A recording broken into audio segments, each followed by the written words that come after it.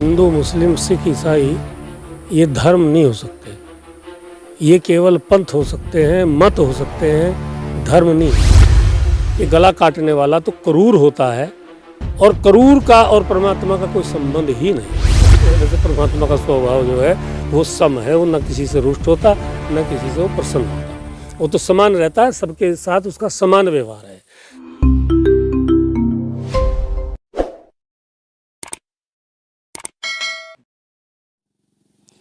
नमस्कार, स्वागत है आप सभी का हिंदुस्तान 24 पर और मैं हूं आपके साथ विपिन चौधरी।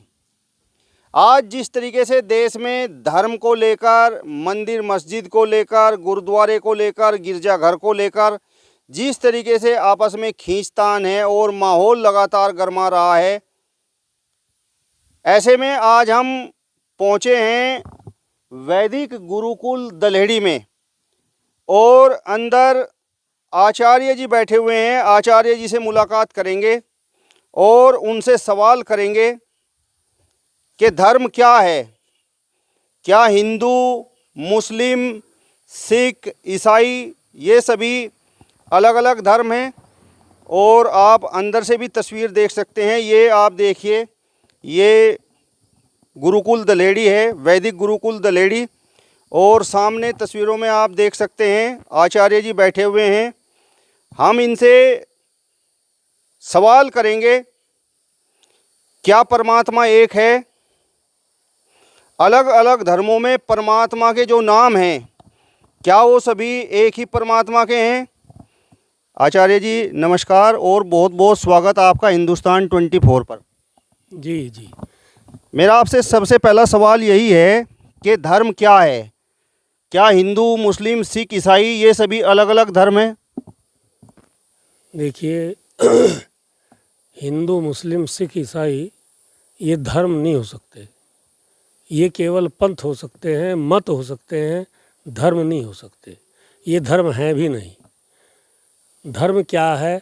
धर्म केवल धारण करने की चीज़ है। धर्म वो है जो सबके लिए समानता देता हो, उसको धर्म कहते हैं। जो मैं अपने लिए चाहता हूँ ऐसा ही मैं सबके लिए सोचूं तो धर्म है। और यदि मैं अपने लिए कुछ चाहता हूँ, दूसरों के लिए कुछ चाहता हूँ, तो वो धर्म न होकर के अधर्म हो जाता है। और ये जो बात आपने अभी कही, हिंदू, मुस्लिम, सिख, ईसाई, ये सब लोग जब देखते हैं हम, तो सब लोगों के अलग अलग मत हैं, क्योंकि धर्म वहाँ नहीं है। जब कुरान बोलती है कि ये मुसलमानों के लिए ये उन्हें खुदा ने जो है फरमान दिया है, तो इसका मतलब मुसलमानों का खुदा अलग है, क्योंकि वो अलग फरमान दिया है। वो सबके लिए नहीं दिया, केवल मुसलमानों के लिए दिया है। इसलिए मुसलमानों का जो भगवान है, जो परमात्मा है, वो बिल्कुल अलग है।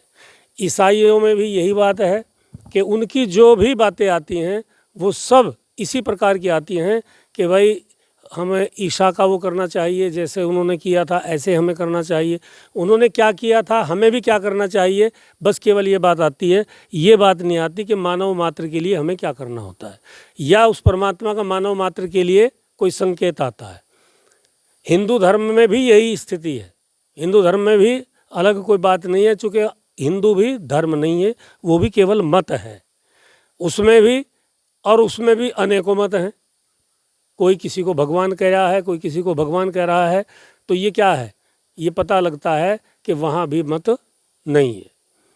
मत तो यदि है, या धर्म जिसको हम कहते हैं, वो केवल वैदिक धर्म है। वेद से जो प्रतिपादित है वही धर्म है। और वेद के अंदर कहीं भी कोई इस तरह की बात नहीं आती है कि ये हिंदू के लिए है, या ये मुसलमान के लिए है, या ये ईसाई के लिए है। वहाँ शब्द एक ही आता है कि ये मानव मात्र के लिए नहीं, अपितु प्राणी मात्र के लिए। तो वहाँ उसमें और उसमें आप देखिए कि कितना भारी अंतर है। जब भी हम उन चीज़ों पर ध्यान देते हैं कि दूसरे जो मजहब के लोग हैं या जो दूसरे जो मत के लोग हैं, वो केवल मान्यता ये कहते हैं कि ये मुसलमानों की मान्यता है, ये ईसाइयों की मान्यता है, ये हिंदुओं की मान्यता है, ये पारसियों की मान्यता है। किंतु वैदिक धर्म के अंदर जो है, यानी वेद के अंदर जो है, इस प्रकार की कोई भी बात, 4 वेद कहे जाते हैं तो चारों वेदों में कहीं भी नहीं मिलेगी। वहाँ जो भी मिलेगा वो मानव मात्र के लिए मिलेगा। आचार्य जी, क्या परमात्मा एक है? वास्तव में परमात्मा एक है, किंतु इस तरह से एक नहीं हो सकता, क्योंकि यदि परमात्मा अलग अलग फरमान देता है तो वह परमात्मा एक नहीं हो सकता। यदि हम किसी मुसलमान से पूछे तो मुसलमान कहता है ये अल्लाह का फरमान है या अल्लाहम है, वो इस तरह की बातें करते हैं। तो वो और कहते हैं भाई समय समय पर अल्लाह के अल्लाहम आते रहते हैं, किंतु परमात्मा ने जो व्यवस्था एक बार बनाई है उस व्यवस्था को कभी परमात्मा पलटता नहीं है, ना उस व्यवस्था को कभी भंग करता है। वह व्यवस्था निरंतर चलती है, अनादिकाल से और अनंत काल तक चलती रहती है। तो परमात्मा वास्तव में तो एक है, लेकिन जो हमारी मत के आधार पर मान्यता है वो परमात्मा नहीं हो सकते, क्योंकि जो एक पक्ष की बात करता है वो परमात्मा नहीं हो सकता। मैंने अभी बताया है कि जो मानव मात्र नहीं प्राणी मात्र के लिए बात करता है वह परमात्मा है, क्योंकि ये सृष्टि परमात्मा की है। तो उसके सभी जो भाई कह लीजिए प्राणी हैं वो सब बराबर हैं उसके लिए। सब लोग अपने अपने कर्म का भोग भोगते हैं केवल, और उसी के आधार पर उनका सब कुछ चलता है। क्या परमात्मा को याद करने के लिए मंदिर, मस्जिद, गिरजाघर, गुरुद्वारे की आवश्यकता होती है? देखो, ये जो स्थान होते हैं, ये स्थान तो मंदिर शब्द का अर्थ होता है एक शुद्ध स्वच्छ एकांत स्थान, ये मंदिर का अर्थ होता है। तो ये जितने लोग मंदिर बनाते हैं ये सब मंदिर ऐसे हैं कि जहाँ बैठ कर के हम ईश्वर का चिंतन कर सकते हैं, और क्या एकाग्रता के द्वारा कर सकते हैं। मंदिरों का मैं खंडन नहीं करता हूँ, ना मेरा कुछ ऐसा वो है, लेकिन यदि हम कहें कि मंदिर या मस्जिद में या गुरुद्वारे में या वही कहीं चर्च में ईश्वर है, ये बिल्कुल गलत बात है। ईश्वर तो सर्वव्यापक है, सर्वत्र है, वह ऐसी कोई जगह खाली नहीं है जहाँ परमात्मा नहीं है। और जब परमात्मा सब जगह है तो फिर वह परमात्मा हमारे अंदर भी है।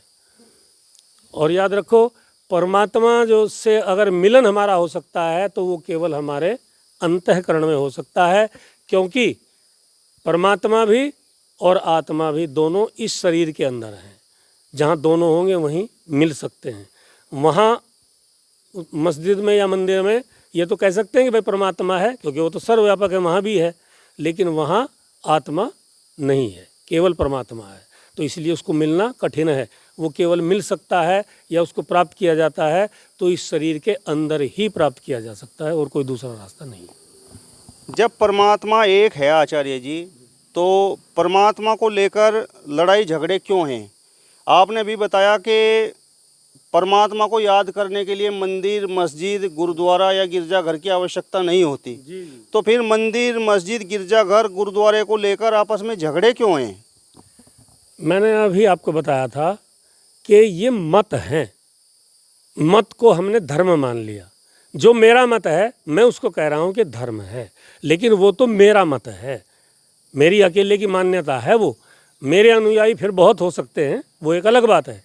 लेकिन मैंने ये बात कही, ये बात मान ली कि भाई मैंने मंदिर बना दिया और मंदिर में मुझे भगवान मिलेगा। मेरे अनुयायी जो हैं वो कहने लगे कि मंदिर में भगवान मिलेगा। मैंने अभी बताया कि भगवान सब जगह है, तो वो मंदिर में भी हो सकता है, लेकिन यदि मिलने की बात हम करेंगे तो वो अंदर ही मिलता है। रही बात उसकी कि भाई ये सब क्यों बनाते हैं, बस वो तो मैंने एक ही उसका उत्तर है, और यही उत्तर है कि वो तो हमारी सोच और हमारा मत है। उसको सत्य इसलिए नहीं कहा जा सकता क्योंकि वह सारों में भिन्नताएं हैं। यदि सब में समानता हो, जहाँ जहाँ सब में समानता है वह सत्य है, उसको मैं बिल्कुल सत्य मानता हूँ, और वह परमात्मा का निर्देश है। और जहाँ जहाँ भिन्नताएं हैं वहाँ परमात्मा का निर्देश न होकर के वहाँ मानव का अपना विचार है। क्या अलग अलग धर्मों के लोग अपने रीति रिवाजों से पूजा अर्चना करके परमात्मा को प्राप्त कर सकते हैं, या केवल जन्नत को प्राप्त कर सकते हैं, स्वर्ग को प्राप्त कर सकते हैं, या केवल एक विशेष धर्म के लोगों को यह अधिकार है कि वे अपने रीति रिवाजों से पूजा अर्चना करके स्वर्ग को प्राप्त कर सकते हैं, जन्नत को प्राप्त कर सकते हैं? देखो जी, ऐसा तो किसी को अधिकार नहीं है कि भाई वो अकेले को अधिकार है। परमात्मा की जब बात आती है, परमात्मा को पहले तो हमें ये होता है कि परमात्मा को जानना होता है। परमात्मा को सारे संसार के लोगों में से मेरे हिसाब से तो 80% लोग परमात्मा को मानते हैं, 20% लोग ही नास्तिक हो सकते हैं, लेकिन 80% लोग परमात्मा को मानते तो हैं लेकिन जानते नहीं हैं। जानने और मानने में बड़ा अंतर होता है। एक हमने आंख मूंद करके किसी चीज़ को मान लिया, एक किसी चीज़ को हमने जान करके माना, तो इसमें बड़ा अंतर होता है। तो परमात्मा को जो जान लेता है वह सही बात तो ये है कि वही व्यक्ति जो है परमात्मा को पाने का अधिकारी बनता है। क्योंकि जब तक हम परमात्मा को जानते नहीं परमात्मा है क्या, तो किसको प्राप्त करेंगे? फिर प्राप्त करने का कोई महत्व है ही नहीं। तो इसलिए पहले परमात्मा को जानना पड़ता है कि परमात्मा कैसा है, क्या है। अब कोई कह रहा है, देखो ये सारे मतों में क्या क्या आता है, मुसलमान कहते हैं वो 7वें आसमान पर है, ईसाई कहते हैं वो 4थे आसमान पर है, हिंदू कहते हैं कि वो क्षीर सागर में है। इस प्रकार से अलग अलग मान्यताएं हैं। तो जब वो अलग अलग मान्यताएं हैं और परमात्मा क्या है, वेद कहता है परमात्मा सर्वत्र है। और इस बात को सब लोग मानते भी हैं, ऐसा नहीं है, सब लोग मानते भी हैं कि परमात्मा सब जगह मिलता है। इस बात को लोग मानने के लिए तैयार भी हैं। लेकिन फिर वो अपने मत के अनुसार जो है उसको फिर कोई कहीं बताएगा, कोई कहीं बताएगा। यदि परमात्मा इस तरह अलग अलग स्थानों पर रहता है तो वह परमात्मा इस अनंत सृष्टि का संचालन, इसका निर्माण नहीं कर सकता। अब आचार्य जी मैं अगला सवाल आपसे करूंगा, भक्ति मार्ग क्या है? देखिए, भक्ति मार्ग क्या है? वास्तव में भक्ति मार्ग तो जन सेवा है। हम जनमानस की, प्राणी मात्र की सेवा में रत रहें। हम झूठ, छल, कपट आदि जितने भी इस प्रकार के दुर्गुण हमारे अंदर होते हैं, इनसे हम ऊंचे उठें। हमारे अंदर सबके प्रति स्नेह हो। क्योंकि मैं एक थोड़ा सा उदाहरण दूंगा, यदि किसी के मकान पर हम पहुंचे और वहां जाकर के हमने उस मकान की जितनी वस्तुएं हैं उनको बड़े प्यार से साफ़ किया, बैठे उन पे बड़े अच्छे तरीके से, यदि कहीं अस्त व्यस्त भी हैं तो उनको ठीक प्रकार से किया, तो अगला जो घर वाला है यानी जो उस मकान वाला मालिक है वो क्या विचार करेगा? भाई ये आदमी बहुत बढ़िया है, क्योंकि ये मेरे सारे इसको सिस्टम को जो है अपना मानता है और इसके अंदर बहुत अच्छा भाव है। और यदि मैं उसी घर के अंदर जा कर के और उसकी कुर्सी कहीं इधर फेंक दूं, उसका सामान उठा करके इधर फेंक दूं, उसको इधर से इधर कर दूं, तो क्या वह मेरा सम्मान करेगा? क्या वो मेरा प्यार करेगा? वो मुझ पर केवल और केवल क्रोधित होगा और क्रोधित होकर के वो विचार करेगा ये किसी तरह से यहाँ से चला जाए, या वो अपमान करने तक भी तैयार हो जाएगा। ठीक इसी प्रकार परमात्मा की ये सृष्टि है। जो व्यक्ति इस परमात्मा की सृष्टि का रख रखाव ठीक प्रकार से करता है, इसके प्राणी मात्र के लिए, इसकी वनस्पति हर चीज़ के लिए उसमें स्नेह करता है, उसे प्यार करता है, तो वह परमात्मा के निकट पहुंच सकता है, अन्यथा तो नहीं। आचार्य जी, मनुष्य के अंदर असीमित इच्छाएं होती हैं, तो क्या भक्ति मार्ग पर चलकर इच्छाओं को नियंत्रित किया जा सकता है? देखिए, भक्ति मार्ग पर चलने का मतलब ही इच्छाओं को नियंत्रित करना है। यदि हमने इच्छाओं को नियंत्रित नहीं किया तो भक्ति मार्ग पर चल ही नहीं सकते हैं। और इच्छाओं पर नियंत्रण कौन करता है? जो मैंने अभी परिभाषा बताई है, जो व्यक्ति इस प्रकार का होगा वही इच्छाओं पर नियंत्रण कर सकता है। क्योंकि वो क्या मानता है? वो ये मानता है कि इस सृष्टि में जो भी है वो परमात्मा का है, मेरा इसमें कुछ भी नहीं है। यदि मेरे अंदर ये भाव आता है कि मेरा इसमें कुछ भी नहीं है, ये सब परमात्मा का है और ये तो सब वस्तुएं भोग के लिए परमात्मा ने हमें दी हैं, तो उनका हमें सदुपयोग करना चाहिए। जो इस भाव से सृष्टि में कार्य करता है तो उसकी इच्छाओं का दमन हो जाता है, उसकी इच्छाएं विस्तृत नहीं होती हैं, उसकी इच्छाएं दबती चली आती हैं। क्या अलग अलग धर्मों में परमात्मा के जो नाम हैं वो सभी एक ही परमात्मा के हैं? देखिए, मैंने अभी बताया वो एक परमात्मा के नाम नहीं हो सकते, क्योंकि जब काम एक नहीं है तो वो में परमात्मा भी एक नहीं है। जब उनके अलग अलग काम हो गए, अलग अलग तरीके उन्होंने बताए हैं, तो इसका मतलब वह सारे परमात्मा नहीं है। यदि वे परमात्मा मानते हैं तो वो कोई दूसरा ही परमात्मा है। वास्तविक परमात्मा की परिभाषा तो मैंने अभी आपके सामने रखी है कि वो तो सबका है, वो तो जो भी करता है सबके लिए करता है। वायु देता है सबके लिए देता है, जल देता है सबके लिए देता है, जो उत्पन्न होने का जो तरीका है वो सबका एक है, खाने पीने का तरीका सबका एक है, सब चीज़ें एक देता है, उसमें कहीं भी भिन्नता नहीं करता। किसी मुसलमान, ईसाई, हिंदू में कोई भिन्नता अगर दिखा दो तो मुझे बता देना, कहीं कोई भिन्नता नहीं मिलेगी। परमात्मा सबको सब चीज़ बराबर देता है, तो इसलिए वह तो एक है, किंतु हमारी मान्यता बहुत सी हैं, तो उसमें हम वो परमात्मा को इंगित करके अपने स्वार्थ को उसमें लगा देते हैं। क्या ईश्वर के अलावा किसी और के सामने सिर झुकाना सही है? देखिए, इस ईश्वर के अलावा किसी के सामने सिर झुकाना अच्छा नहीं है। मात्र मैंने कहा है कि मनुष्य को नम्रता उसके अंदर होना जरूरी है। वो किसी के साथ भी व्यवहार उसका क्रूर नहीं होना चाहिए। यदि मनुष्य का व्यवहार किसी के प्रति क्रूर है तो वह, पहली बात तो यह, वो मनुष्य कहलाने का ही अधिकारी नहीं है।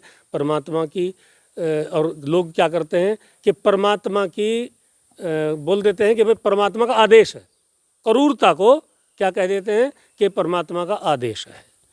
और परमात्मा कभी क्रूरता का आदेश नहीं करता है। परमात्मा तो हमेशा नम्रता का आदेश करता है, सबके प्रति सद्भावना का आदेश करता है।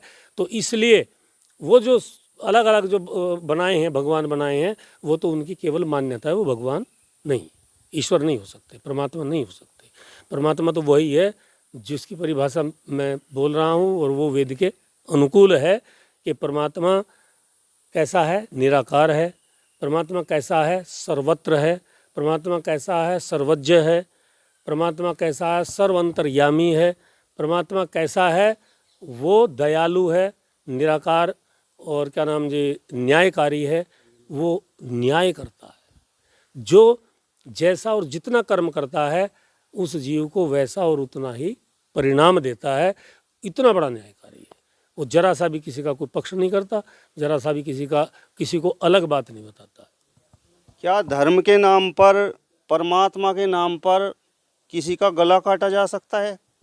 मैंने अभी बताया है श्रीमान जी कि गला काटने वाला तो क्रूर होता है, और क्रूर का और परमात्मा का कोई संबंध ही नहीं है। गला काट करके, बलि दे करके, ये जो कहा जाता है कि भाई इसकी बलि हमने दे दी है, एक पशु को काट करके उसकी बलि चढ़ा दी। और हमने सुना है यहाँ आस पड़ोस में भी हो जाता है कि कई जो है छोटे छोटे बच्चों की बलि दे देते हैं कि हमारे यहाँ संतान पैदा हो जाएगी। तो ये क्रूरता के सिवाय और कुछ भी नहीं है। इससे परमात्मा कभी प्रसन्न नहीं हो सकते, रुष्ट तो हो सकते हैं। वैसे परमात्मा का स्वभाव जो है वो सम है, वो न किसी से रुष्ट होता, न किसी से वो प्रसन्न होता। वो तो समान रहता है, सबके साथ उसका समान व्यवहार है। वो किसी से ना बुरा है, ना किसी से भला है। तो इसलिए ये तो सब जितनी चीज़ें मैंने कहा है कि उनको काट फाँट करके जो भी करते हैं, उनको क्या करते हैं, वो भक्षण करने की बात करते हैं, उसको खाने की बात करते हैं, वो अपनी जीभ का स्वाद करते हैं, बस केवल यहाँ तक सीमित है, इससे अधिक कुछ भी नहीं है। चलिए आचार्य जी, आपका बहुत बहुत धन्यवाद, आपने अपना कीमती समय हमें दिया। देखिए, आपका भी बहुत बहुत धन्यवाद है कि आपने इस तरह की कुछ उलझने जो है उन्हें सुलझाने का प्रयास किया है, और मैंने भी थोड़ा सा प्रयास किया है कि जो वास्तविकता है मैं उसको आपके सामने रखूं, और मैंने वो रखने का प्रयास किया है। आप सबका बहुत बहुत धन्यवाद। चलिए, आचार्य जी ने धर्म क्या है इस पर विस्तार से आपको बताया। फिलहाल इस वीडियो में बस इतना ही। अगली वीडियो में फिर आपसे मुलाकात होगी, तब तक बने रहिए हिंदुस्तान 24 के साथ। नमस्कार।